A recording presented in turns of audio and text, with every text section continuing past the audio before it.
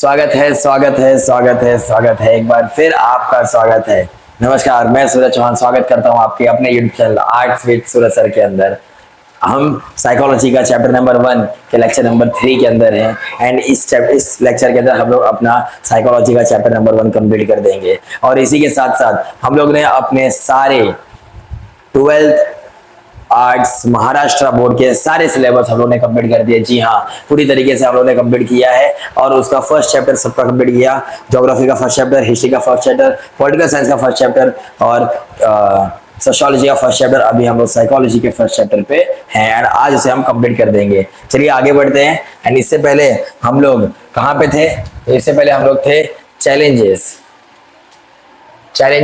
Establish psychology in science. मतलब psychology को science कहने के लिए, ठीक है, बहुत सारे चैलेंजेस आए थे।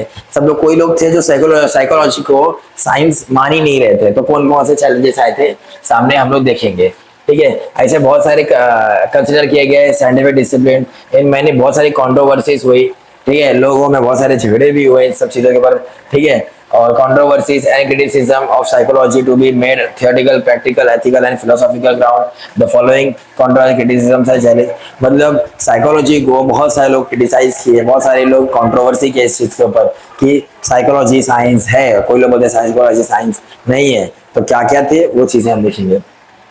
साइकोलॉजी इन प्री पैराडिग्मेटिक स्टेट, मतलब क्या जाता है कि जो साइकोलॉजी है वो साइकोलॉजी इतना ज्यादा मेच्योर नहीं हुई है, ये अभी भी उस मुकाम तक नहीं पहुंचे जहां तक हम इसे साइंस कह सके, ठीक है। तो ये बोलता है it contrast the mature and natural science, ठीक है, such as physical and chemistry, such as physical and chemistry. Psychology youngest and social science, मतलब साइकोलॉजी भी नया नया जन्म लिया है, ठीक है। ये उतना पुराना नहीं है जितना केमिस्ट्री एंड फिजिक्स ये सारी साइंस है। तो इसे साइंस कहना सही नहीं, ऐसा इनका कहना था। दो, साइकोलॉजी को एक साइंस जैसा कंसिडर किया जाता है कुछ फिलोसोफर के थ्रू। नाम है उनका थॉमस कुहन। लेकिन साइकोलॉजी एक प्री पैराडिग्मेटिक स्टेट पे है, ठीक है, जो अभी भी इतना ज्यादा निकल के नहीं आया। Psychology has not succeeded yet in producing a cumulative body of knowledge that have clear conceptual core that is constantly agreed upon the expert in psychology। मतलब ये बोल रहे हैं कि इतना साइकोलॉजी सक्सीड नहीं हुआ है अब तक, ठीक है, जिससे हम लोग एक बोलते हैं ना, एक नॉलेजेबल चीज हम बोल सके, ठीक है, जिससे कॉन्सेप्ट एकदम क्लियर हो जाए, उसका कोर समझ में आ जाए और उसी के साथ साथ लोग एक्सपर्ट भी जो है वो भी इससे संतुष्ट हो जाए। ऐसा किसी को भी मानना नहीं है। ये बहुत सारी चीजें आ रही है जिससे साइकोलॉजी एक साइंस नहीं कहला पा रहा है। इधर है issue related to objectivity and validity, ठीक है। अब इनका इशू क्या है? ऑब्जेक्टिविटी चीज को लेके और वैलिडिटी कब तक ये चलेगा उसको लेके, ठीक है। सम एरियाज ऑफ साइकोलॉजी, कुछ साइकोलॉजी कुछ एरिया के अंदर देखा जाता है, जैसे कि personality, leadership, creativity, emotion, attitude, है ना। लीडरशिप मतलब आप तो समझ रहे हैं, लीडरशिप, क्रिएटिविटी, कुछ नया करना, है ना, लोगों को कैसे एकत्रित करना, इमोशन, उनके भाव, है ना, वो सब। रेले and soft research method such as survey and questionnaire etcetera. Methods such as introspection and psychological analysis are inherently subjective. Therefore, psychology to some extent fall short on the criteria objective and validity। मतलब ये कहना चाहते हैं कि ये एक ऐसा method है जो इंट्रोस्पेक्शन है एंड साइको एनालिसिस, ये इनहेरेंट सब्जेक्टिव है, ठीक है। मतलब इसका कोई भी हाथ पैर नहीं, ऐसा इनका कहने का मतलब है, ठीक है। और इसीलिए ये लोग बोलते हैं साइकोलॉजी एक शॉर्ट चीज है, ठीक है, एक छोटे क्राइटेरिया के अंदर लाई करता है, जिसका कोई भी ऑब्जेक्टिविटी नहीं पता चलती, इसका कोई वैलिडिटी हमें पता नहीं चलती है, इसलिए हम लोग इसे मानते नहीं है। समझ में आ गया? क्योंकि साइकोलॉजी इन सब एरिया में डील करता है, जबकि साइंस ये सब एरिया में डील नहीं करता है। समझ में आ गया? ये इनका कहना है। अभी क्या है? Issue related to predictability and replicability. Predictability मतलब कुछ प्रेडिक्ट करना, आगे क्या होगा उसके बारे में सोचना। रेप्लिकेबिलिटी मतलब उसका कुछ डुप्लीकेट बनाना, ठीक है। अब मेजर गोल ऑफ साइकोलॉजी का एक मेजर गोल है ये प्रेडिक्ट करना, किसका? अंडरस्टैंड करना, किसका बिहेवियर, ठीक है। मतलब बोलते हैं ना, किसी भी चीज का साइकोलॉजी वो काम करता है, किसी भी आदमी या कोई भी ऑब्जेक्ट का वो बर्ताव उसको एनालाइज करता है, उसको देखता है, उसे उससे क्या कारण निकल सकते हैं वो देखता है वो। साइकोलॉजी के अंदर बहुत सारे एग्जैक्ट प्रिडिक्शंस डिफिकल्ट है। People respond differently and different situation. मतलब अब साइकोलॉजी के अंदर क्या होता है, अलग अलग समय पे अलग अलग तरीके से आदमी रिएक्ट करता है, वो अपना बर्ताव उस तरीके से रखता है। तो ह्यूमन जो है उसका बिहेवियर मोर डिफिकल्ट है कि उसको स्टडी करना कि आदमी कब क्या सोच सकता है, कब क्या नहीं सोचता है, then practical and chemical compound. अब क्या है, अब ये कहाँ आदमी को स्टडी कर रहा है और साइंस कहाँ केमिकल कंपाउंड को स्टडी करता है, केमिकल्स के बारे में, जो हर समय एक जैसा दिखता है, एक जैसा होता है, जो रिएक्शन अभी करेंगे वही रिएक्शन बाद में। लेकिन आज इंडिया मतलब धरती पे मनुष्य लोग हैं, इनके मन में कब क्या आ जाए कुछ कह नहीं सकते। ठीक है, it result psychology more valid harder and control and difficult to replicate. और इसलिए कहा जाता है साइकोलॉजी जो है वो बहुत ही हार्ड है और ये चीज को ऊपर मतलब बहुत प्रॉब्लम आएगा इसके अंदर स्टडी करके, क्योंकि ये इंसानों को स्टडी कर रहा है जो कि बहुत ही डिफिकल्ट है। ऑब्जेक्टिफाइंग ह्यूमंस, ठीक है, ये ह्यूमन को ऑब्जेक्टिफाई बोलते हैं, मतलब क्या, सम existential and humanistic psychologists who within the field criticize that the subject human behavior to experimentation psychology objectify person since it treat human being as a thing, as object that can examine by experiment. Psychology is sometimes portrayed as a dehumanizing what is most essential about human being. ये क्या बोल रहे हैं, psychology एक human को एक चीज जैसा ट्रीट करता है, जब तक उसके पास ह्यूमन नहीं होगा तब तक वो आगे बढ़ ही नहीं सकता। तो ये जो चीजें यहाँ पे चल रही है ये इस तरीके से काम नहीं करनी चाहिए। ठीक है, इनका कहना ये है। क्योंकि साइंस अगर बात करें तो साइंस हम लोग रिसर्च एंड रिसर्च पे काम करता है, ठीक है ना। लेकिन ये किस हद तक सही है, क्योंकि साइंस के अंदर तो सब लोग बॉडी भी बॉडी पार्ट देखते हैं, हर एक चीज देखते हैं, उसको भी काटते हैं, तो वो भी तो एक थिंग जैसा है। लेकिन वहां पे मरे हुए चीजों को देखा जाता है और यहाँ पे जिंदा आदमी को ही देखा जाता है, एक्सपेरिमेंट के लिए लिया जाता है। Important rationality, importance of rationality. अब रैशनैलिटी का इंपॉर्टेंस क्या है, रैशनैलिटी का मतलब आदमी सीधा साधा होना चाहिए, शराबी नहीं होना चाहिए, कोई एडिक्टेड नहीं, एक नॉर्मल इंसान जैसा होता है वैसा होना चाहिए, रैशनल। कोई भी शराब दारू बीड़ी सिगरेट उसको कोई भी आदत नहीं होनी चाहिए, ठीक है, तो वो रैशनल आदमी है। ठीक है, जो सही तरीके से सोचता हो, सही तरीके से काम करता हो, सही तरीके से खाता हो, सही तरीके से पीता हो, वैसे आदमी को। साइंस बीइंग अ साइंस, ठीक है, साइकोलॉजी एक साइंस है, ये ट्राई करता है एस्टेब्लिश करने में, गवर्न करने में चीजों को कि ह्यूमन बिहेवियर कैसा है, और उसी समय ये एक्सेप्ट भी करता है वो कि फैक्ट जो ह्यूमन बिहेवियर से डायनामिक और कॉम्प्लेक्स है। ठीक है, तो जो साइंस है वो कहीं ना कहीं ये देखता है कि ह्यूमन बिहेवियर कैसा काम कर रहा है, और उसी समय वो उनके डायनामिक एंड कॉम्प्लेक्स जो चीजें वो सोचते करते हैं, अलग समय पे अलग अलग चीज करना, वो उन सब चीजों को स्टडी करता है। और इसमें से कुछ ऐसे बिहेवियर है कॉमनली देखे जाते हैं कि other time some of the behaviours are exclusive, और ऐसे समय पे भी देखा जाता है कुछ ऐसे समय कि कुछ समय ऐसा आदमी बिहेव कर रहा है कि वो कर ही नहीं सकता उस समय ऐसा, ठीक है, फिर भी वो ऐसा स्टडी कर रहा है, तो उनको स्टडी करना बहुत मुश्किल है। Attaining happiness is main in man's greater aim to in life. ठीक है, अब आदमी के जिंदगी में क्या है, खुशी होना ये ज्यादा जरूरी है जिंदगी जीने से। ठीक है, वाइल अचीविंग दिस एम, और जब वो इस चीज को अचीव कर लेता है, हर एक इंडिविजुअल फील करता है, सोचता है, ऐसा वो समझता है, ठीक है, अलग अलग तरीके से वो अपना दिशा निर्धारित कर लेता है कि उसको क्या करना है। क्योंकि अगर आदमी खुश रहता है तो बहुत सारी चीजें अपने अपने हिसाब से करता है। अब कोई अगर खुश है तो वो बाहर घूमने चला जाएगा, कोई अगर खुश है तो सोएगा, कोई अगर खुश है तो गाना गाएगा, सबके अपने अपने, कोई एक चीज नहीं। लेकिन केमिकल का कैसा होता है कि एक अगर इस चीज को, अगर सोडियम को अगर वाटर से रिएक्ट किए तो वो ब्लास्ट होगा, तो वो चीज हमेशा देखने मिले, लेकिन यहाँ पे ह्यूमन के अंदर नहीं देखने मिल रहे हैं। ठीक है, but while being happy one should see that one's emotion thought that acts do not get driven to irrational influence, and one should not compromise the social norms, values and ethics. Happy, here the aspects of the rationality comes in picture in psychology. ठीक है, और इसके अंदर क्या है, ये सारी चीजें मतलब बोल रहे ना कि नॉर्मल एक जैसा इंसान करता है वैसा ही करना चाहिए, और ये सारी चीजें रैशनलिटी के अंदर आती है। ठीक है, जो आदमी रूल्स और रेगुलेशन फॉलो करता है, ठीक है, थॉट सोचता है, करता है, ठीक है, ये सारी चीजें इसमें आती है।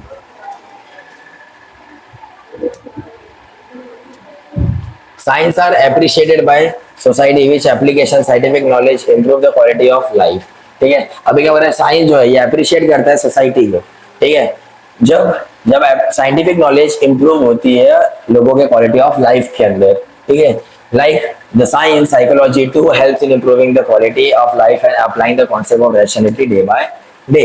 मतलब धीरे धीरे क्या है कि आदमी की जिंदगी में कुछ सुधार आए और आदमी धीरे धीरे क्या हो, थोड़ा सा डेवलप्ड हो, अप्लाई करे अपने, और वो रैशनल बने अपने लाइफ के अंदर।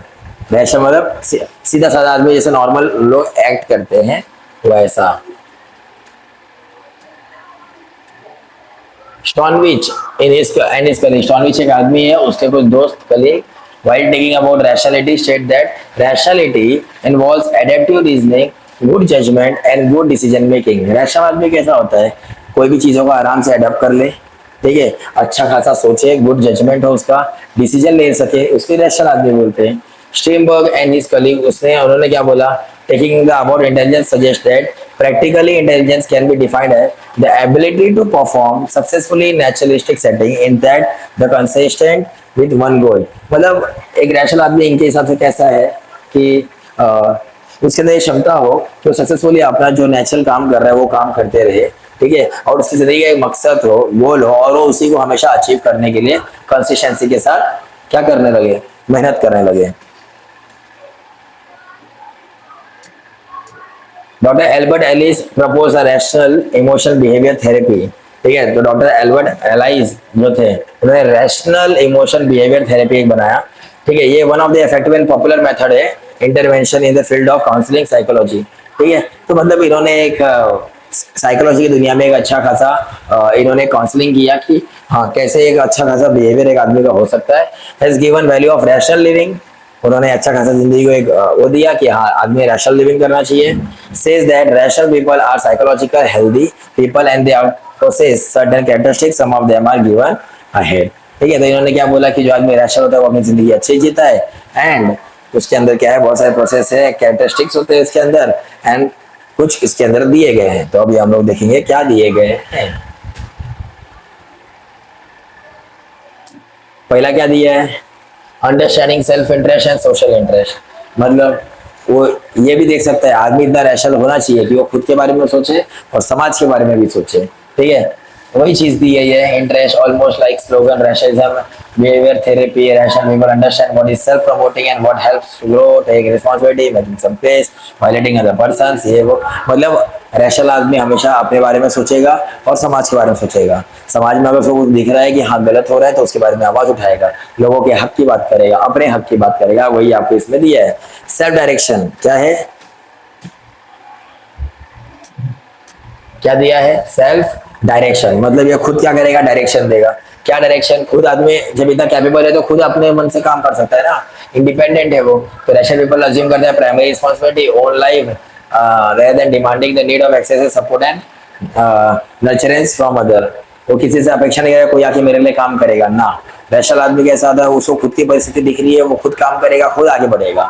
ठीक है, टॉलरेंस, आदमी के अंदर टॉलरेंस होना चाहिए, सहनशीलता। ठीक है, ये होनी चाहिए। आजकल के लोगों में टॉलरेंस नहीं है। टॉलरेंस ये नहीं है कि सहन करके कुछ ले लेना है, सहन नहीं करना है, आगे बढ़ना है। ठीक है, rational peoples are highly tolerant. ठीक है, वो सहन कर लेते हैं जो लोग रैशनल होते हैं, सीधा साधा इंसान। ठीक है, टॉलरेंस एक ऐसा होता है जो विलिंगनेस चाहता है accept behaviour and believe of other that are different from one's own. ठीक है, तो जो टॉलरेंस होता है वो टॉलरेंस क्या करता है, वो ये चाहता है, मतलब एक ऐसी चीज है जो चाहती है कि मैं एक्सेप्ट कर लूँ। ठीक है, जो लोग चाहते हैं। ठीक है, और जबकि मैं इस दुनिया से अलग हूँ, तो जो अपने आप को अलग समझता है वो लोगों की बातें सुनता है और नजरअंदाज करता है, वो टॉलरेट करता है उन सबको, हाँ जाओ तुम सही हो। तो उसी तरीके से सिमिलरली रैशनल पर accept the own rights other right to be wrong. ठीक है, समझ में आ गया। तो वो अब जो रैशनल आदमी है वो खुद ये जानता है कि सब सही है, ठीक है, और गलत देखा जाएगा।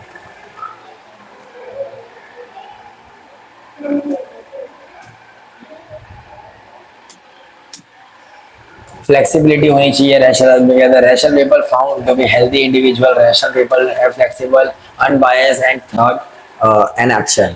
ठीक है, तो ये रैशनल पीपल कैसा है, वो एक हेल्दी इंडिविजुअल होना चाहिए, हेल्दी आदमी होना चाहिए। ठीक है, रैशनल कैसा है, आदमी फ्लेक्सिबल होना चाहिए। ठीक है। बुरे में बुरा बोलना चाहिए, अच्छे में हंसना चाहिए, लोगों के सुख दुख में शामिल होना चाहिए, अनबायस मतलब किसी की एक तरफ झुकाव नहीं, सबको एक जैसा मानना चाहिए, रैशनल आदमी होता है। Self acceptance and self responsibility, self acceptance and self responsibility मतलब खुद वो चीजों को एक्सेप्ट करे और खुद अपना क्या काम है, अपना क्या ड्यूटी है उसको समझे, रिस्पॉन्सिबिलिटी समझे, ठीक है। और यही सारी चीजें इसमें आपको दी गई है, ठीक है। और ये कहते हैं डॉक्टर एल्बर्ट एलिस बोलते हैं कि रैशनैलिटी एक पर्सनल फिलोसॉफी है जो हेल्प करता है एक इंडिविजुअल को, एक आदमी को, तो उसको अपने गोल को अचीव करने के लिए उसकी जिंदगी के अंदर, और वो हैप्पी रह सकते हैं, ठीक है। फॉर बीइंग हैप्पी, अगर हमें हैप्पी रहना है तो पर्सन भी रैशनल, अगर आदमी को सही रहना है, खुश रहना है, तो उसे रैशनल होना पड़ेगा। और ये कौन से एक्सप्लेन करता है? With the help of following table. इस टेबल से हमें ये सब चीजें मालूम पड़ेगी। अब ये टेबल क्या कहता है? बैलेंस, ठीक है, balance between self interest and interest of other, लोगों का भी इंटरेस्ट और अपना भी इंटरेस्ट, दोनों को लेके चलना चाहिए, हमें बैलेंस करके चलना चाहिए। ये नहीं कि तुम गलत हो और मैं ही सही, ये नहीं। एस्टिमेट, हमें सोचना चाहिए टाइम, एफर्ट, गेन और लॉसेस, हमें ये एस्टिमेट लगाना चाहिए कहाँ हमारा लॉस हो रहा है, कहाँ हमारा टाइम वेस्ट हो रहा है, कहाँ हमें फायदा होने वाला है, ठीक है, ये सारी चीजें। रिस्पेक्ट, रिस्पेक्ट करना चाहिए अपनी भी और दूसरों के भी, इसे रैशनल बोलते हैं। एफिलिएट विद अदर्स, दूसरों से प्रभावित होना चाहिए वो, ठीक है। Tolerate one self and others, खुद के ऊपर भी सहनशीलता हो, दूसरे से भी हो, ठीक है। इंटीग्रेट, एक साथ आना चाहिए, personal wellbeing and social wellbeing, खुद के लिए भी हमें एक साथ हमेशा होना चाहिए, पहले अपने आप को खड़ा करना चाहिए, कॉन्फिडेंस होना चाहिए, और दूसरे के लिए भी अपने आप को कॉन्फिडेंस रखो, उनके लिए खड़े हो, ठीक है। ऑप्टिमाइज पोटेंशियल फुली, और पूरे तरीके से अपना पूरा पोटेंशियल लगाना चाहिए, ये रैशनल आदमी होता है। नेविगेट पाथ ऑफ सक्सेस, हमेशा किसकी राह पे चलना चाहिए, ठीक है, ये सक्सेस की राह पे हमेशा हमें चलना चाहिए। Accept the limitation and overcome them, ठीक है, हमेशा जब भी कोई रुकावट आ रही है उनके ऊपर हमें चढ़ना है, उनसे ऊपर चढ़ना है, ठीक है, परिस्थिति के नीचे नहीं दबना है, बल्कि परिस्थिति को अपने नीचे दबाना है, ठीक है।